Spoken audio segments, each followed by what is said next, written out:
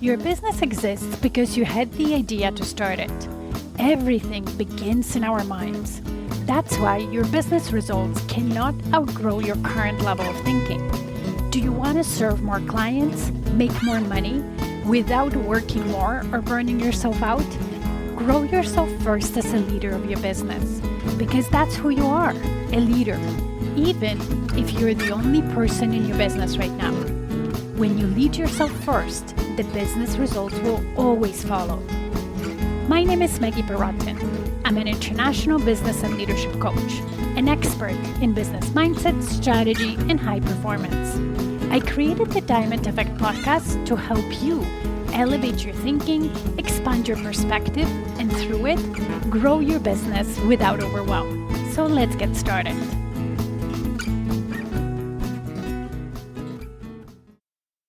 Hello, everybody. Welcome to Diamond Effect Podcast, episode 227.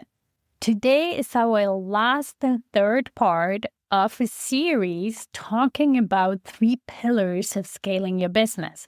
If you're just discovering this episode, I highly recommend you listen to the first 2 parts of the series first. And that's episode 225, the 3 pillars every service business needs to scale to 6 figures and beyond, where I talk about the 3 pillars very quickly and dive deeper into pillar 1. And episode 226, from feast or famine to predictable revenue, the client acquisition engine, which is pillar number 2. Today, we'll talk about pillar number 3.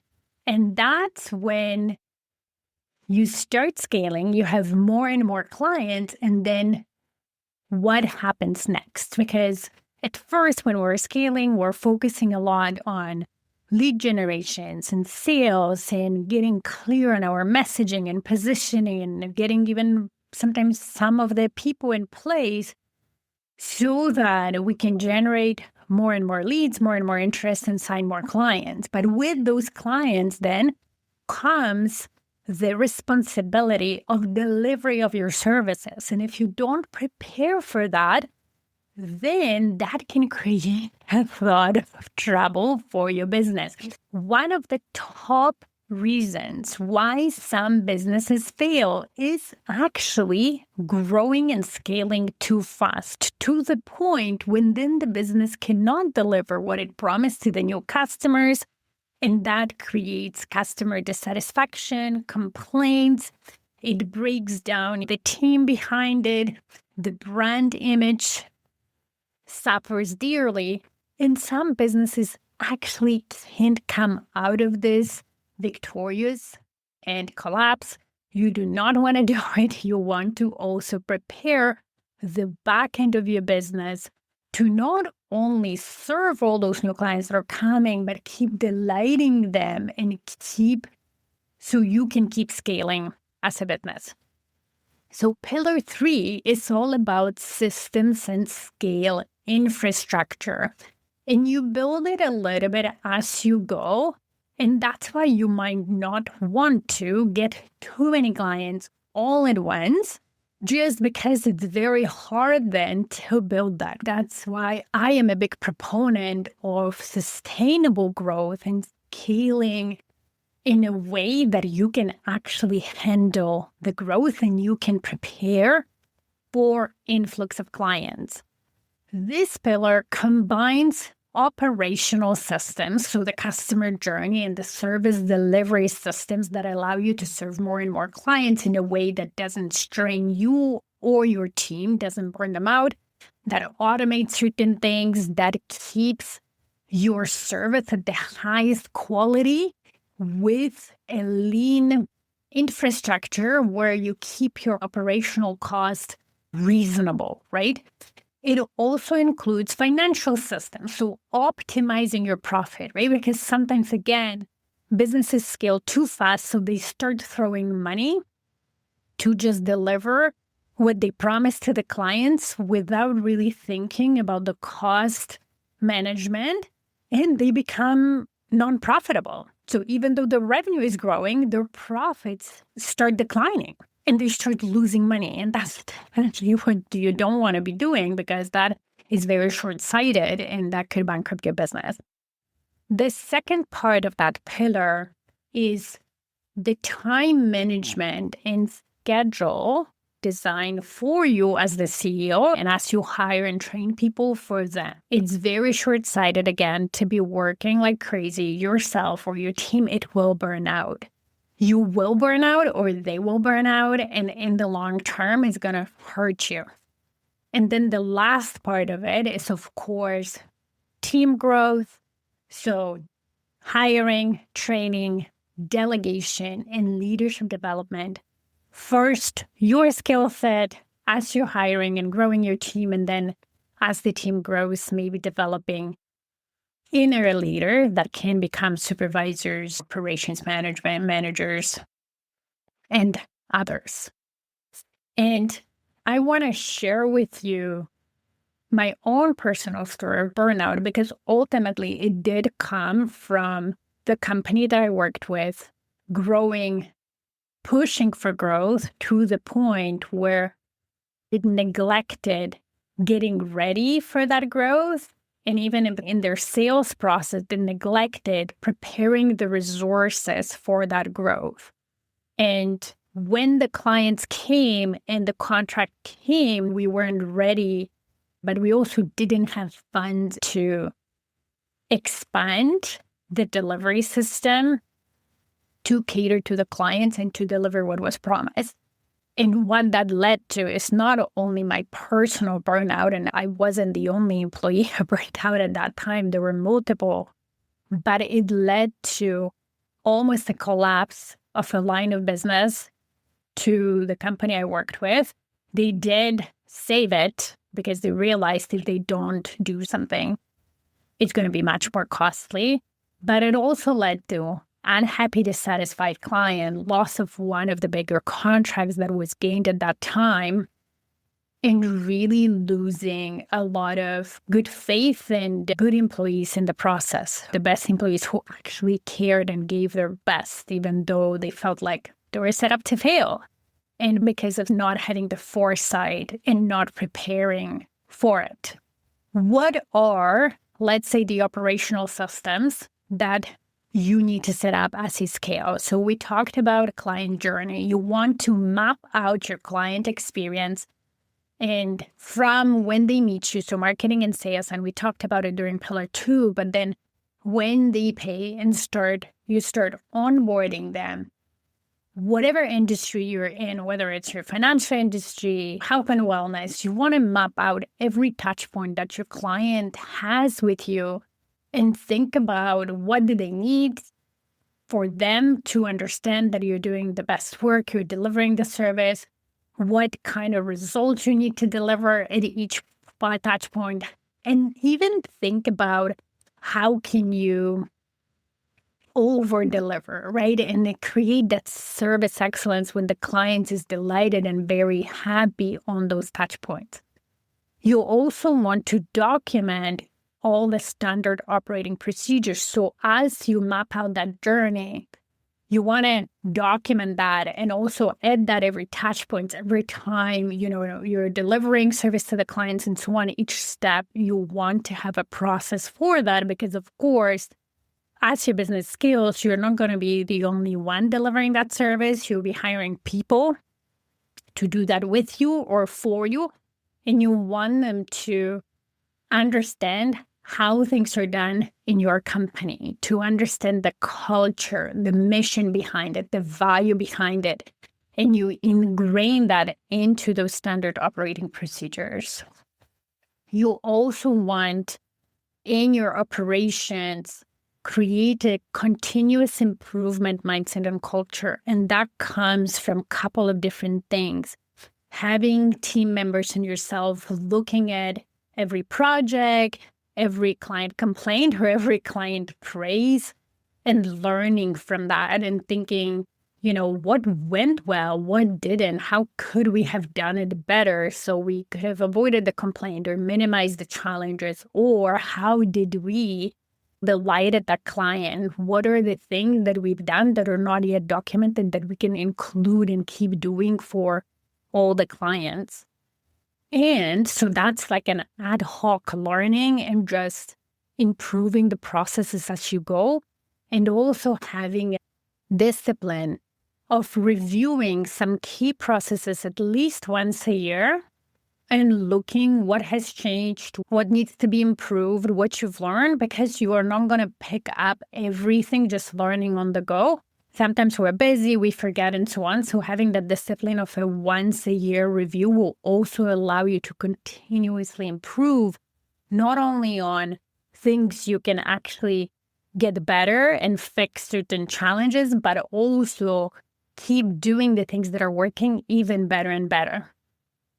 And last part of the operational systems is also having KPIs, so key performance indicators, that tell you that the clients are happy or that are allowing you to know when potentially challenges might come. The client's satisfaction and therefore loyalty isn't the levels that you want.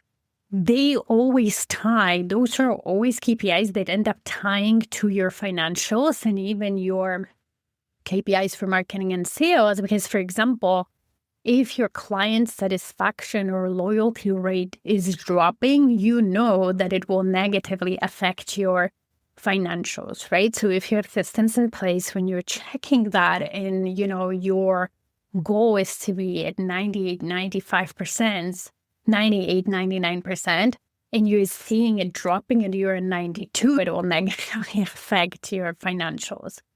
For example, in my corporate world, we also knew that if we had technicians who were going into the buildings on a regular basis, doing maintenance and doing certain work, and part of their process was always, before they started any work, to greet the customer and meet with the person who submitted the request, or meet with the manager of the building, if that was a preventative maintenance or something that the client didn't have to proactively log in or call in. And we knew that when we were tracking that and that wasn't happening, that would decrease customer satisfaction. That would create an element of surprise in the building, saying, oh, what is this guy? What are they doing? And that would increase the complaint percentage. And we were, for example, monitored on the complaints. And if we surpass certain allowable complaint number, let's say per month or per year, the company can be financially even penalized for those, right? So there are KPIs in your operations that will tie to your financials, and that will also affect your client return rate, their loyalty, their referral rate, and so on. So you want to figure out what that is for your business and your clients and track the most important ones.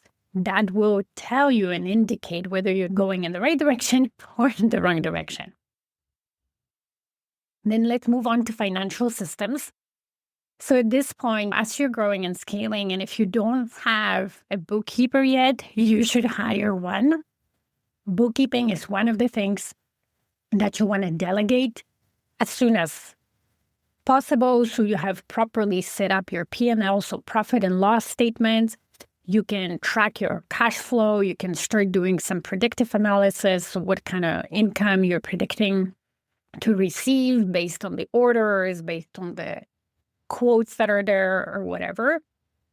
So that as a CEO, you start looking at the financial numbers and be able to make certain decisions. You can set financial goals and see how you're tracking and be creative in achieving those goals, right? Because if you know how you're tracking, let's say you have a financial goal for half a year and 3 months in or 4 months in, you're below that, you can always make certain proactive decisions to bringing new clients or create certain bonus or create something, be creative, right? To bring in the money that you think you will be liking if you just continue doing the same thing which you've been doing.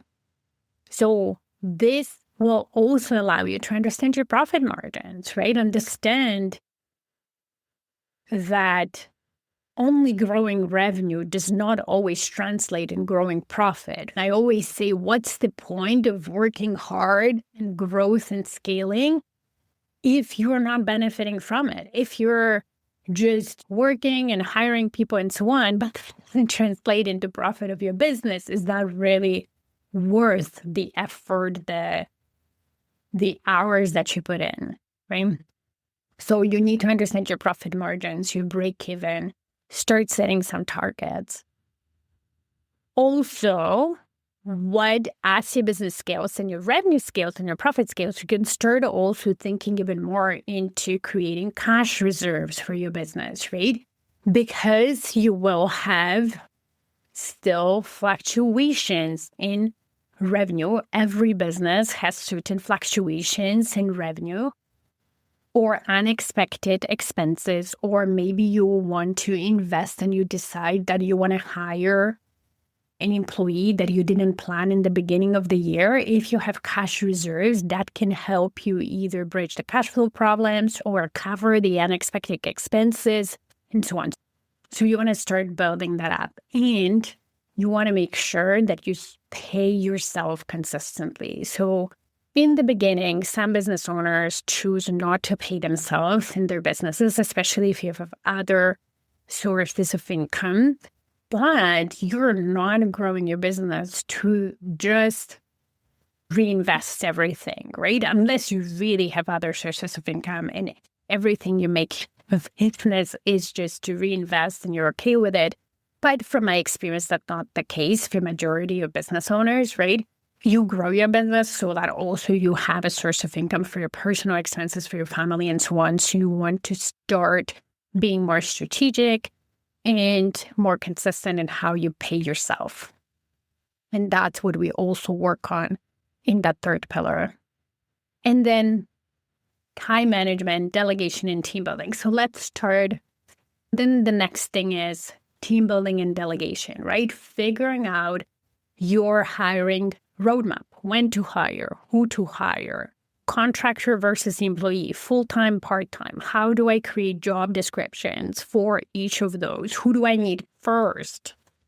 Creating onboarding and training materials, documenting the processes for that, creating whether it's videos or checklists or whatever your new employees need to be successful in the roles, to help you grow your business, to take work away from your plate, not add to it. Because definitely if you have wrong team members in place, they will add to your workload, not take away from it.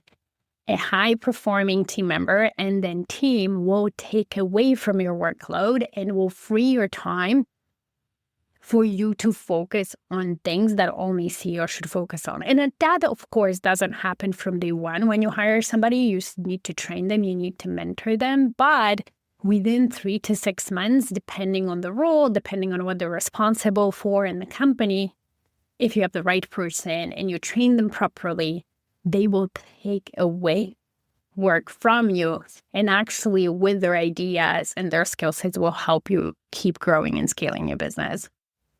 Building team culture. It's so important and so often neglected and forgotten in small businesses, right? So bringing your mission, values, and vision and connection to your clients and your competitive advantage as something that you feel and you talk about almost on a daily basis, that your team buys into it, that they're just not just slogans or some document you wrote 2 years ago and even forgotten that it exists. That builds into your competitive advantage. Clients can feel when businesses have teams that are tight, that row in the same direction, that are on the same page, where there's no mixing signals being sent by the owner versus the employees, that can be felt at the subconscious level. So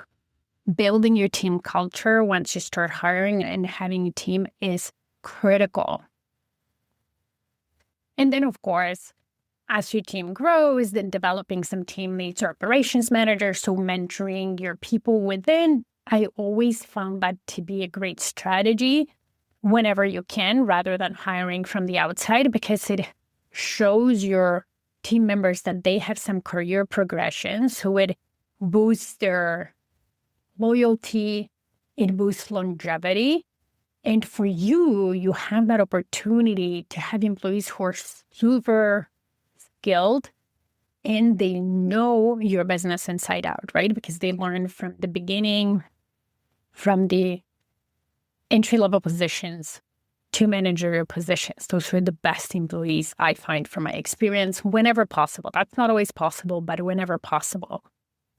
And then, of course, building up your leadership skills and how you lead your team in terms of building that trust and building the effective communication and having systems and processes that are not prescriptive enough where people don't have ability to be creative and innovative, but that provide proper guidance and boundaries that your people operate within, but are flexible enough for them to bring in that creativity, to bring in that innovation. And that takes leadership skills to create. Of course, having also a performance management process that allows you to recognize your best employees and recognize all the employees for things that they're doing great and coach them on things that they need to improve on, right? And that really also ties into quality control with the service delivery systems. All of that is needed as you're scaling. So it might, even if right now it might sound overwhelming, it's like a lot of things to do, just know that all of that happens gradually, or at least when I coach my clients and I have them early enough where we can do it gradually, then it's not overwhelming because you do it as you go. And of course, as you hire employees, they help you develop all of that as well, right? Some part of the delegation is also involving them in building all those processes and systems. Unless you've never done it, and now you have a team on your hands and you're in that chaos of scaling and everything is falling apart, that you might have to do a lot of work. I've been there in my own career. It's not impossible, but it's definitely harder and it requires more focus than when you're proactive about it and you build it sustainably as your business scales. And that's why how you manage your time, how you manage your energy, and within this, by the same token, how you help your team do that is so important, because you could be spending hours and hours in front of your computer doing busy work and not being effective and not getting things that are the most important things that make the most impact in your business done when you don't have right habits and systems and energy management tools. When I work with my clients, it's important for me for them to have designed their week structure, and not even ideal week structure, but weeks that structure that works for them, that helps them be most effective in real life, right? So whatever priorities they have as CEOs, that they do that work every week and they move forward, right? So I teach my clients how to plan, how to develop those priorities, how to prioritize even within the priorities, right? And the actions that they need to take. How do we work on reducing their personal, let's say, on-site client work hours gradually so you can move into more of a CEO role, right? So like, for example, right now you might be on site with the client on every project all the time, but it becomes impossible to do when you have more and more clients and those projects overlap and so on. You need to trust your team to deliver services to the clients without you being physically on site or physically doing this service. So learning how to reduce that, how to trust your team, how to set up your team and delegate things so everything goes well, so you can focus more and more on being the CEO and leading the business is very important. And that's part of that time and management and energy management portion of this pillar. You want to have established boundaries in terms of when it's time to play, right? When it's time to work, we work hard all in, but there's also time for play. And by play, I mean rest and recharge and spending time with family, things that fill you up, and building your business that way and not letting your business seep into the play time and the family time. And I always say to my clients that once you realize that you're too busy, and that too busy meaning either your work time overtakes your play personal time, or you actually don't have time to work on your business and be CEO, this is the time when you start thinking, or maybe even ahead, when you're seeing this is starting to happen, not when it happened and you're already burnt out, right? But when it starts to happen, this is the time when first, you need to relook at your schedule and your calendar and be very discerning in, am I really utilizing my time the best? Do I need to cut certain things and delegate things if I already have team members? Do I need to be more effective in how I plan my week and so on? So getting tighter there.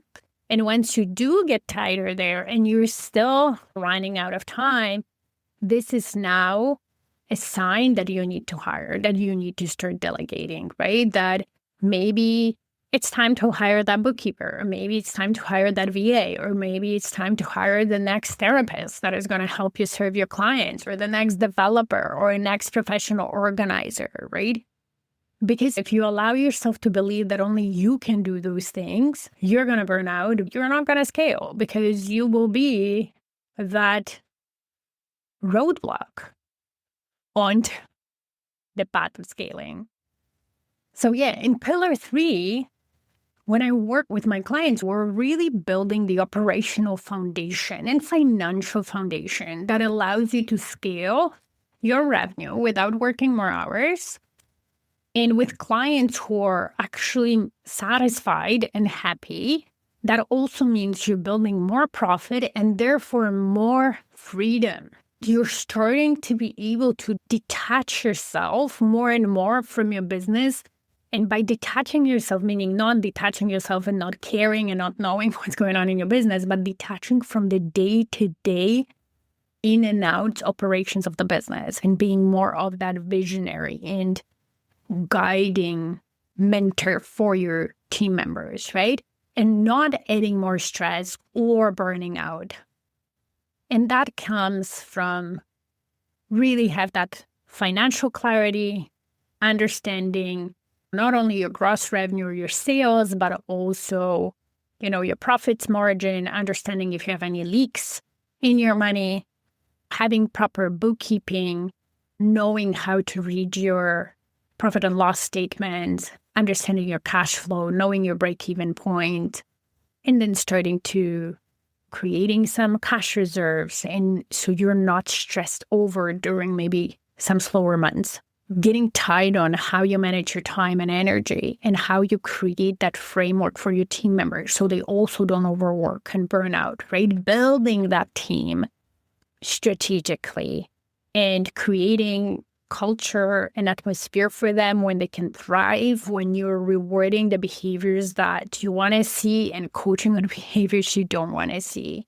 And I know from my experience that when you actually have a great, tight team running a business, it's so easy. When I was my director in my last position before I left my business, my team was over 30 people.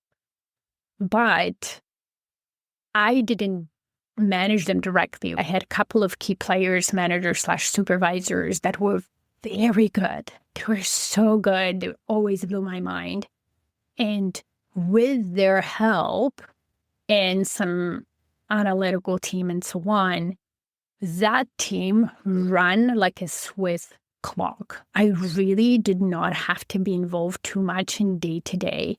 I would just support them, make sure that they had everything, and especially the managers, they had everything that they needed to lead the team and coach them and help them succeed. If there was a roadblock that they couldn't deal with, I would help them. I made sure that everybody felt recognized and that we also had fun. And it doesn't mean that I did everything for every single person. It was also meant delegation, but just overseeing that, make sure that everybody saw the purpose, how they were valued. And yes, challenges occurred, right? Whether it was with team members and people having their personal issues or certain people leaving and us having replaced some employees and so on. But ultimately, that team made my work easy. And that allowed me to focus on higher level activities as an executive, whether it's helping companies with other projects, whether it's thinking about if I wanted to stay, that would allow me to move into another position, but it allowed me to quit my role and start and go full-time in my business without having a guilt that team was going to fall apart because I had left, right? The best leaders are those people when you create team members and when you establish those environments where the team can function on a day-to-day without you and they're not going to fall apart because you left. And when you have a business operating like that's when you're able to take prolonged vacation without worrying that something will happen to your business. That's when you can take time off and you can relax and you don't have to check your emails every 3 seconds on the weekend because things are working the way are supposed to. And the peace of mind it gives you and the satisfaction is just, I cannot even describe it in words, how powerful that is. That's how you really feel like high-performing CEO, right? Because you know how much money is coming in and going out and how much profit you have. You can identify where money is leaking and know how to plug those holes, your true profit margin. So you know when clients is coming in, what to expect from the financial perspective of every project, right? You can pay yourself consistently every month as a CEO if that's what you're doing, right? You have cash reserves, so you have a peace of mind for slower months. You make better decisions about hiring, reinvesting in the business, marketing, like the growth investment. You also feel amazing in terms of your team members. You know exactly when to hire, who to hire, how to hire the right people. You stop doing everything yourself, which is really good. And you can see how building a capable team is powerful and how your business grows so much faster. You trust your team to deliver quality work without you having to micromanage and redo everything. You can take vacation, you can get sick, you can focus on growth activities and take on projects, right, within your business without the core of the business falling apart. And that's how you're building a sellable asset. So down the line, you have something that you can actually sell, right? And that's one of the exit strategies you can think of for yourself. And then when you're super high performing in terms of like how you manage your time and your energy, this is when you experience power of being able to work on your business instead of just in it without the guilt, without the stress that maybe you're missing something while you're working on the business. And you see the power of that in the long-term growth. And you get to have evenings and weekends and vacation, right, with that. And you definitely feel less stress and anxiety over day to day and week. I remember when I started implementing high-performing habits and how I operated every day and every week, the amount of stress that was lifted off my shoulders from my stomach, I couldn't believe it, how much better I felt just by being able to manage my focus and be very effective within the hours that I decided I was going to work and with the boundaries that I established for myself. So that's a lot to take in, but this is pillar 3. Yes, it doesn't happen in one day overnight, but when I work with my clients for 6 months at a time or a year, get to implement that in such small chunks, week over week, that they don't even feel like they're doing much. But then when they look back, the compound effect of that is astounding. And that's the power of taking small and strategic steps each day, each week, where you don't feel overwhelmed, but you are moving forward in the right direction. And every time you look back, you're surprised and amazed by how far you've come in a short period of time. So I highly recommend you focus on those things, you implement them as your business scales, as you grow your business.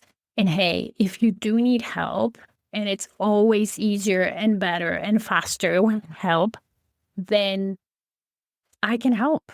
All you need to do is book a complimentary consultation with me through my website, stairwaytoleadership.com, and we can talk about how this 3-pillar framework could work for your business and map out that journey.